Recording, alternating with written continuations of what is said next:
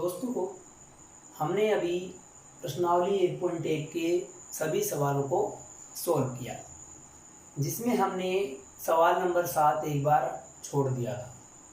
तो उसको करने से पहले हम एक नियम की बात कर लेते हैं।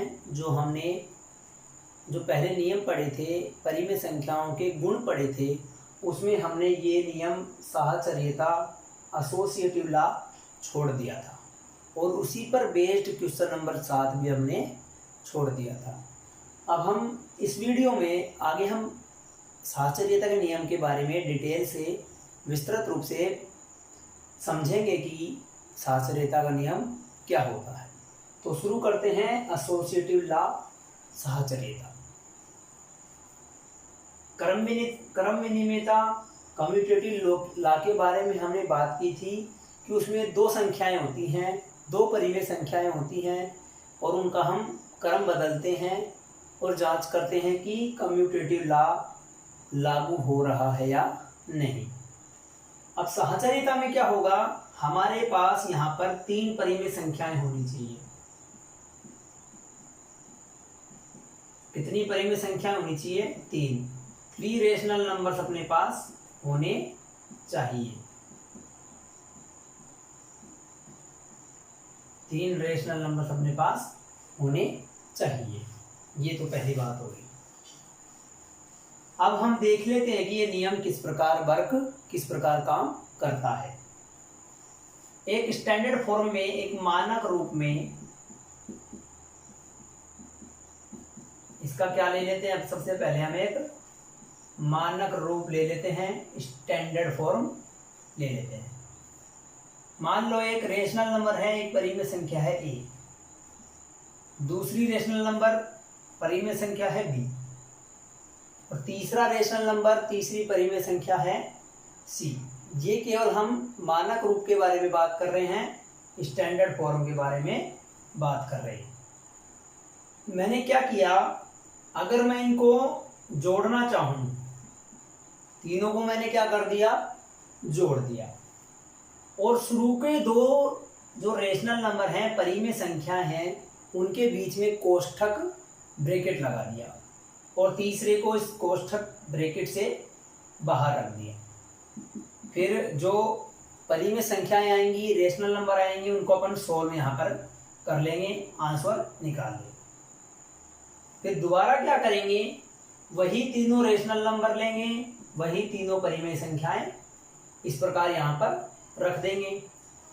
तीनों को जोड़ेंगे तो तीनों के बीच में प्लस का चिन्ह लगा देंगे। अब पहले बार से अंतर क्या रखेंगे?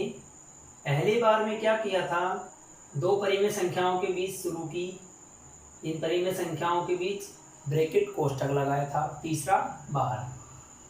अब क्या चेंज करेंगे, जो लास्ट की दोनों परिमेय संख्याएं रेशनल नंबर हैं, उनको तो ब्रैकेट में कोष्ठक में बंद कर देंगे और पहले को ब्रैकेट से बाहर रखेंगे। तो ये है साहचर्यता का स्टैंडर्ड फॉर्म, मानक रूप। अब हम एक एग्जाम्पल लेके बात कर लेते हैं कि साहचर्यता का नियम किस प्रकार, किस में तो लागू होगा और किस में लागू नहीं होगा। 3 परिमेय संख्याएं लेनी है, शुरू के 2 के बीच ब्रैकेट, फिर सॉल्व करना है और फिर लास्ट के 2 के बीच ब्रैकेट, फिर सॉल्व करना है। अब एक हमें एग्जाम्पल लेकर इनको जांच कर लेते हैं। सबसे पहले हम बात कर लेते हैं जोड़ के लिए। जोड़ के लिए फॉर एडिशन या फॉर ऐड की जांच करेंगे कि ऐड के लिए एसोसिएटिव लॉ साहचर्यता का नियम लागू है या नहीं। एग्जाम्पल उदाहरण ले लेते हैं। पहला रेशनल नंबर 5 है, दूसरा है 3 और लास्ट है 7। नियम लगाते हैं, क्या करेंगे, 5 लेंगे, 3 लेंगे और 7 लेंगे, तीनों को क्या करेंगे, जोड़ेंगे। नियम के अनुसार क्या होना चाहिए, क्या करेंगे, शुरू की 2 के बीच तो ब्रैकेट लगाएंगे, तीसरी को खाली छोड़ देंगे, मतलब बाहर रख देंगे। अब बोर्ड मास का रूल क्या होता है, इन ब्रैकेट वाले नंबर्स को जोड़ लेते हैं। 5 में 3 जोड़ेंगे 8 और प्लस में 7, 8 में 7 जोड़ेंगे 15। पहली बार ये आंसर आया। अब दूसरी बार नियम लगाते हैं, वही तीनों रेशनल नंबर लेंगे, तीनों को क्या करेंगे, जोड़ेंगे। फर्क केवल क्या रखना है, शुरू के 2 के बीच ब्रैकेट था, अब अंतिम 2 के बीच ब्रैकेट लगा देंगे। तो ये अंतिम 2 के बीच अपन ने क्या लगा दिया, ब्रैकेट लगा दिया। अब ब्रैकेट वालों को सबसे पहले जोड़ लेते हैं। 5 ये आ गया प्लस ये आ गया, 7 में 3 जोड़ेंगे कितना आया, 10 आया, और 10 में 5 जोड़ेंगे कितना मिला हमें, आंसर 15 मिल गया है। हम क्या देखते हैं, हम देखते हैं कि जब इस तरीके से सोल्व किया गया आंसर 15 आया, फिर इस तरीके से सोल्व किया गया तो भी आंसर कितना आया, 15 ही आया। आंसर में कोई भी चेंज नहीं हुआ है। तो हम यहाँ से एक निष्कर्ष निकाल सकते हैं कि परिमेय संख्याएं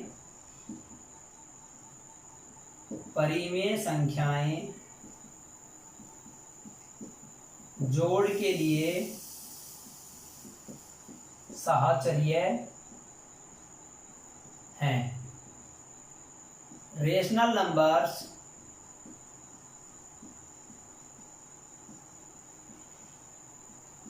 आर associative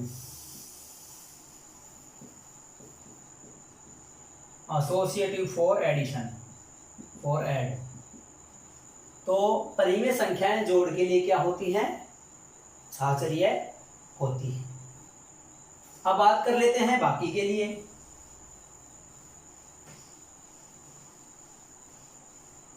अब हम बात करेंगे बाकी के लिए। दूसरा है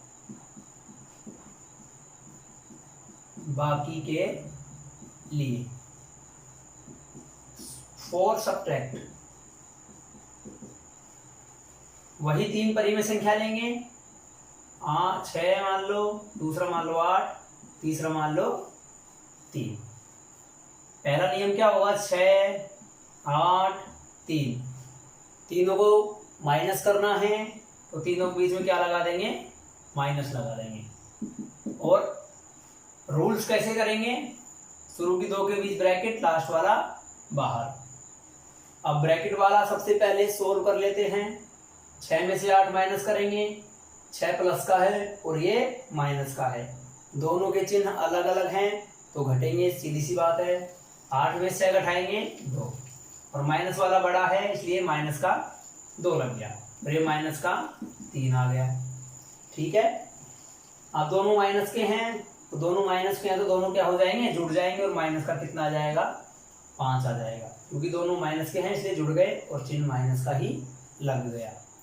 दूसरी बार में क्या करेंगे, वही 6 में से 8, तीनों को लिख दिया और तीनों के बीच में क्या लगा दिया, माइनस। चेंज केवल क्या करना है, दोनों के बीच में ब्रैकेट लगाना है और पहला बाहर रखना है। तो सबसे पहले ब्रैकेट वाला सोल्व करेंगे, 6 ऐसे कैसे, माइनस ऐसे कैसे। 8 में से 3 माइनस करेंगे, कितने बच गए, 5।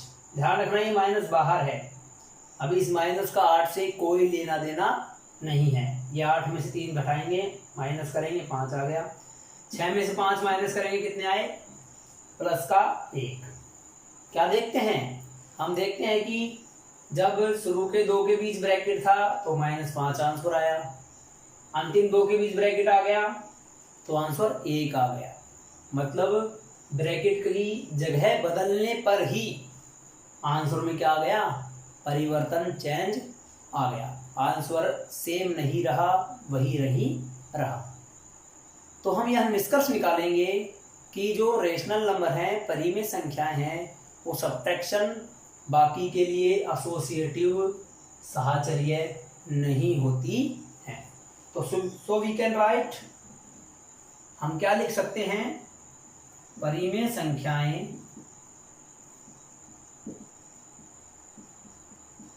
संख्याएं बाकी के लिए साहचर्य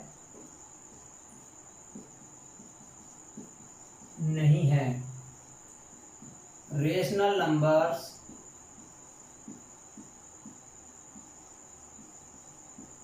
आर नॉट एसोसिएटिव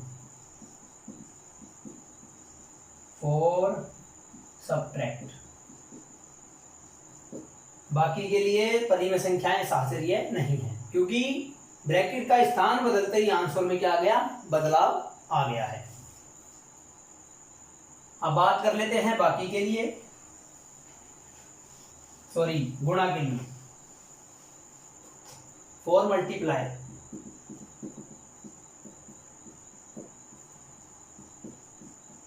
गुणा के लिए, फॉर मल्टीप्लाई नियम वैसे ही लगाना है। 3 रेशनल नंबर ले लेते हैं, 3 परिमेय संख्या ले लिया अपन ने, ठीक है। इन तीनों पर अपन परिमेय वो साहचर्यता का नियम वो लागू करेंगे।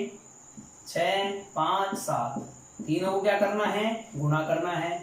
शुरू में 2 के बीच ब्रैकेट लगाना है। इसी प्रकार 6 गुणा 5 गुणा 7, अब अंतिम के 2 के बीच ब्रैकेट लगाना है। इसको सोल्व करेंगे, ब्रैकेट वालों को गुणा करेंगे। 6 को 5 से गुणा किया 30, 6 पंचो 30 गुणा 7। इसी प्रकार 30 को 7 से मल्टीप्लाई करेंगे 210, आंसर आ गया है। इसी प्रकार इनको करेंगे, 6 ऐसे कैसे रहेगा, गुणा ऐसे कैसे, 7 को 5 से गुणा करेंगे 35। इसी प्रकार 35 को 6 से करेंगे, कितना आ जाएगा, 210। क्या देखते हैं हम, आंसर में कोई बदलाव नहीं आ रहा है। इसका सीधा सा निष्कर्ष ये निकलता है कि जो रेशनल नंबर हैं, परिमेय संख्याएं हैं, वो गुणा के लिए साहचर्य हैं। तो जो रिजल्ट आया वो क्या आया, परिमेय संख्याएं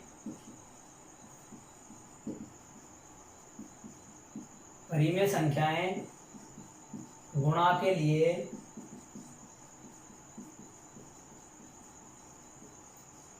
साहचर्य हैं।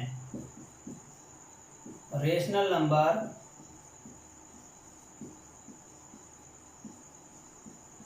आर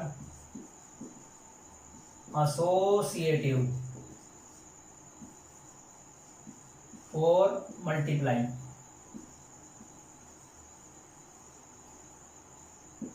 ओके, तो परिमेय संख्याएं गुणा के लिए क्या हैं, साहचर्य हैं।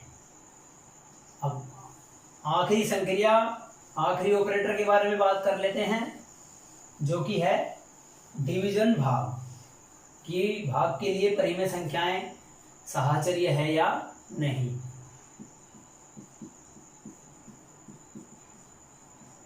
भाग के लिए फॉर डिवीजन, वही 3 एग्जाम्पल ले लेंगे। 15, 3, 25, 5 और 2। सबसे पहले 25 डिवाइडेड बाई 5 डिवाइडेड बाई 2। इसी प्रकार 25 को भाग दिया 5 से, भाग दिया 2 से। दोनों में फर्क क्या रखना है, शुरू के 2 के बीच ब्रैकेट और यहाँ अंतिम के 2 के बीच ब्रैकेट लगाना है, ठीक है। 25 में 5 का भाग देंगे, 25 को 5 से डिवाइड करेंगे, कितना आ गया, 5 आ गया। ये ब्रैकेट हट गया और डिवाइड 2 आ गया। 5 में 2 का भाग देंगे तो 5/2 आ गया। इस भाग को इस प्रकार अपन लिख सकते हैं। इस प्रकार इसको जांच कर लेते हैं, 25 ऐसे कैसे, भाग ऐसे कैसे, और 5/2। 5 में 2 का भाग देना था, भाग को इस प्रकार बदल दिया, 5/2। इसके नीचे क्या लगा हुआ है, 1 लगा हुआ है, मतलब 1 लगा सकते हैं। अब परिमेय संख्याओं के भाग किस प्रकार सोल्व करते हैं देख लेते हैं। 25/1। ध्यान रखना, जब भी परिमेय संख्याएं या रेशनल नंबर्स के डिवीजन सोल्व करें, भाग सोल्व करें, तो क्या करेंगे, भाग को किसमें बदल देंगे, गुणा में बदल देंगे, और अगली संख्या का क्या कर देंगे, रेसिप्रोकल व्युत्क्रम गुणात्मक प्रतिलोम निकाल देंगे। मतलब 25 का 25, भाग को किसमें बदला, गुणा में, 2 ऊपर चला जाएगा और 5 नीचे आ जाएगा। और वही गुणा करना है, 5 एकम 5, 5 में 25। 5 को 2 से गुणा किया, कितना आ गया, 10। इसका आंसर आ गया। देखते हैं कि दोनों आंसर अलग अलग आ रहे हैं, तो हम कह सकते हैं कि परिमेय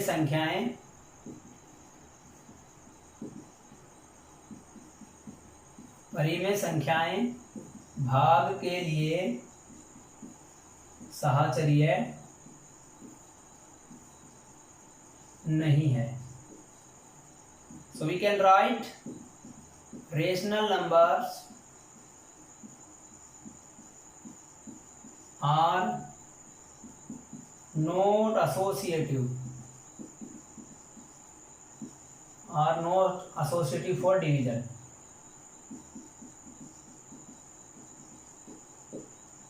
तो जोड़ के लिए तो एसोसिएटिव साहचर्य है, बाकी के लिए नहीं है, गुणा के लिए है और भाग के लिए नहीं है। तो ये था साहचर्यता का नियम। अब हम जो इस पर बेस्ड प्रश्नावली एक्सरसाइज 8.1 का सवाल नंबर 7 है वो सॉल्व करेंगे। तो बात कर लेते हैं कि सवाल नंबर 7 के बारे में।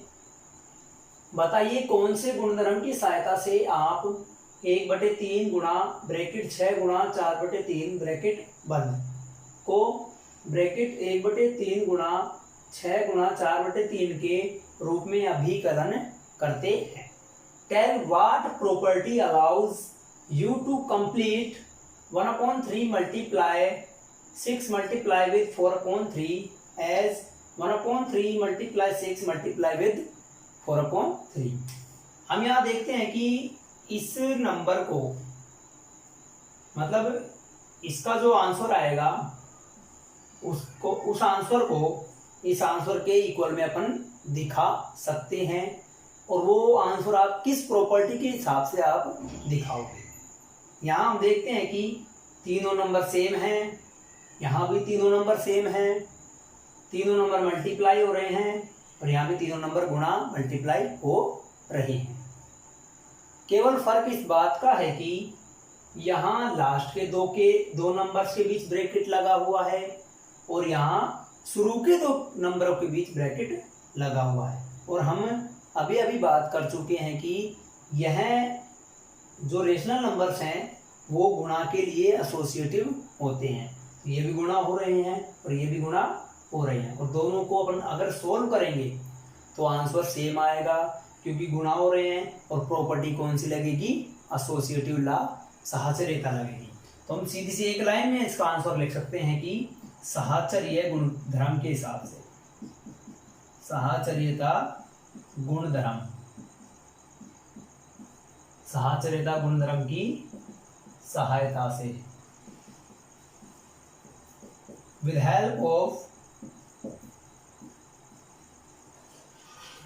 help of associative